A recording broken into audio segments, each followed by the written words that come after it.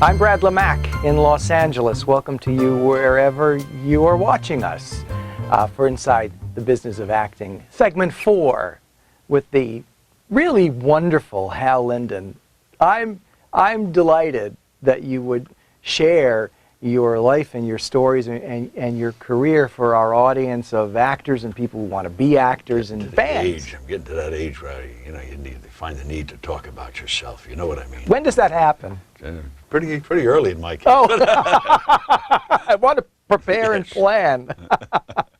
So I know that it's very difficult to say to an actor, you know, how did this, you know, because I guess the journey for each person is different. Totally different. And so what worked for you could never replicate itself for any other person.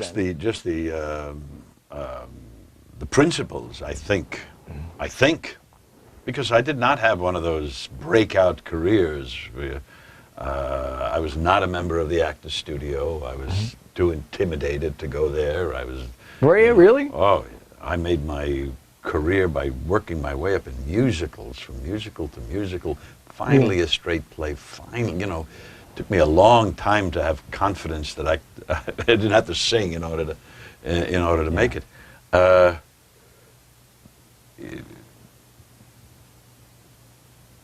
What is constant, I think, is the dedication to the journey. One of the things I did when I was really scratching back in the early 60s, example, I could sing. I could read music. I could make a living as a jingle singer if I could ever get in. Hard to get in. I contacted AFTRA, and I got the signatories, a list of the signatories to the Jingle Code. In New York? In New York. Yeah. This is all New York. Yeah. I had a tape. I had a friend in the business, and I had done a few for him, unknown beers in Nebraska, but a couple of solos, a couple of harmony parts, and maybe 4 or so. That was my whole tape. And I divided all those jingle houses up geographically. And I would take a day and go to the east side, south of 42nd Street. There were many of them down there. And I would go to every one of them, and I would go meet the secretary or the receptionist. Never saw the people. There was 60 names on the list. And they would all say the same thing. Leave your tape. And I knew that if I left my tape, it would get put on a pile. And once a month they say, what are these? Oh, submissive tapes, throw them out. Right? Right. So I say, I don't have any other tapes. I'll tell you what, though, if you tell me when anybody can listen to it, I'll come back. I was ignored by 58 of the 60 places. Yet you kept going. But I kept going. And I would get a Broadway show. I was an understudy, or I had a small part. But always during previews, there was always paper. And I would call up all of these places and invite them to see the show. Had nothing to do with jingles. A couple of them came. And we went out after, had some coffee, and we talked about what was wrong with the show, because they were bombs. But they came. And now I was a Broadway actor, not just somebody with a tape. And a couple of them sat down and heard my tape. And I made a living. Not a great living, but I made a living. I kept going because I could do some jingles. We have a word for that now that I don't think existed in the 1960s. I think today we call that proactive. Proactive? Stick-to-itiveness. Yes. They don't. Yes. Yeah. I don't know if you can do it anymore. I don't know I don't know the situation now. I don't know how you would. But the theory of what you did is very relevant today. It's exactly what needs to be done and exactly what people do. But I think what set you apart was that you didn't give up. No. I think that what we see today is that success sometimes looks too easy for people trying to make it happen. And when it doesn't by Thursday... Yeah, well, they always say, I'm giving myself 5 years. If I don't make it in 5 years, I'm going back and teach school. Go back now. Because if that's this attitude, go back now. This business is too difficult. It should only be entered in by people who can't do anything else.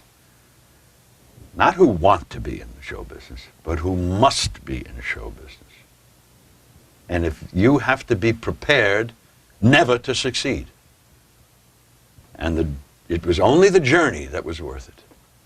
If that's the case, then they can't hurt you. They can't hurt you. But if you're going to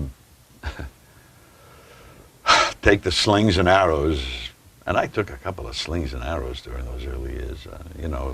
Didn't always get the part when the leading man left.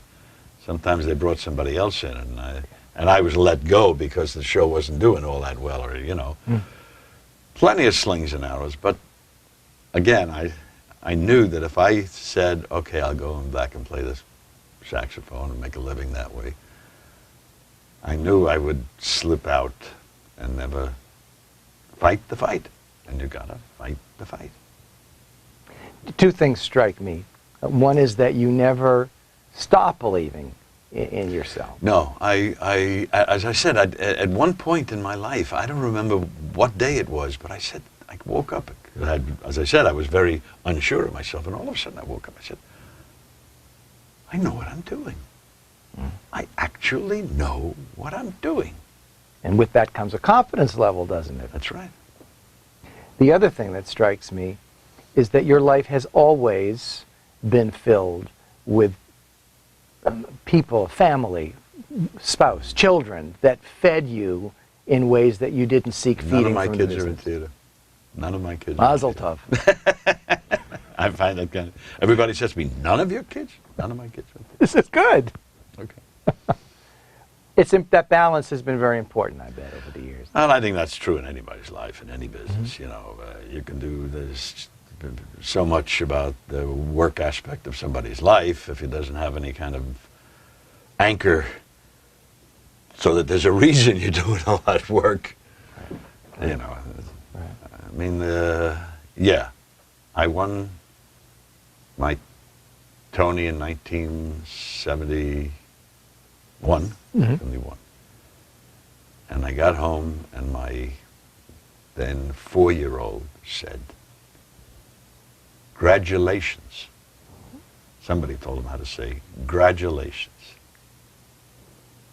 It was worth more than all the paparazzi pictures.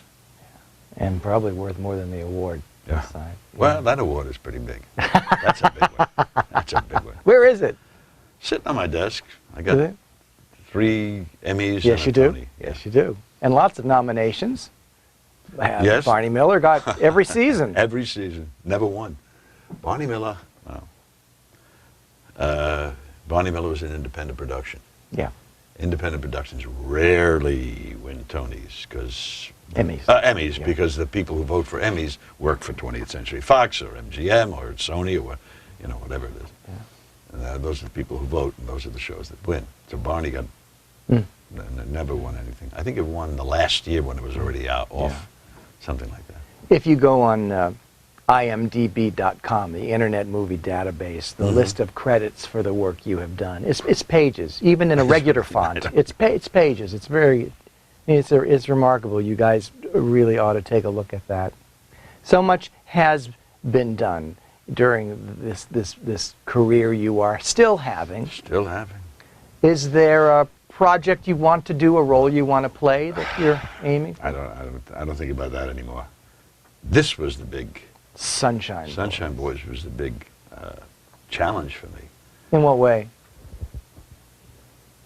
I I just had a knee replacement.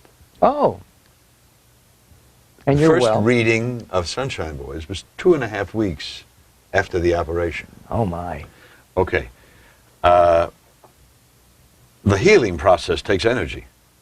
That's why most people who are healing are in a bed, sleeping, resting, and letting the healing process. And here I do, as like the idiot, I'm going into rehearsal. Rehearsal is tougher than doing a show.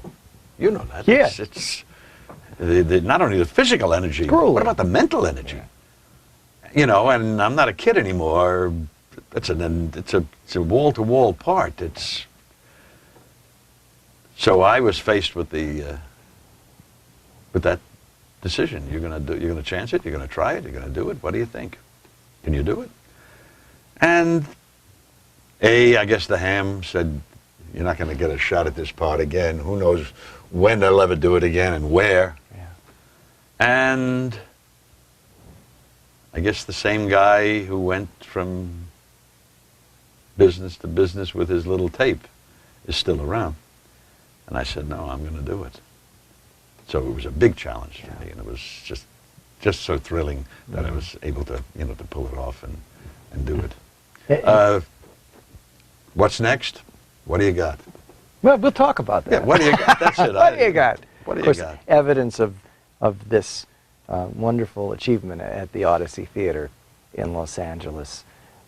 What a gift treat to talk with you. There's so many lessons about your journey that are applicable to other people who seek not, of course, to follow in your footsteps, but to make footprints of their own with lessons learned from other people who have been there before. I thank you so much for sharing with us this story and talking with us Trip about your... down memory lane. Yes, it is. And we're looking good. Okay, thank you. Thank you. Hal Linden has been with us for our 4 segments of Inside the Business of Acting. It's all on demand, so you can watch all of this stuff again, and we hope that you will. And for some more information and resources about the business of acting, please check us out at thebusinessofacting.com. I'm Brad Lamack in Los Angeles. Thank you for being with us. And thank you, sir. Pleasure.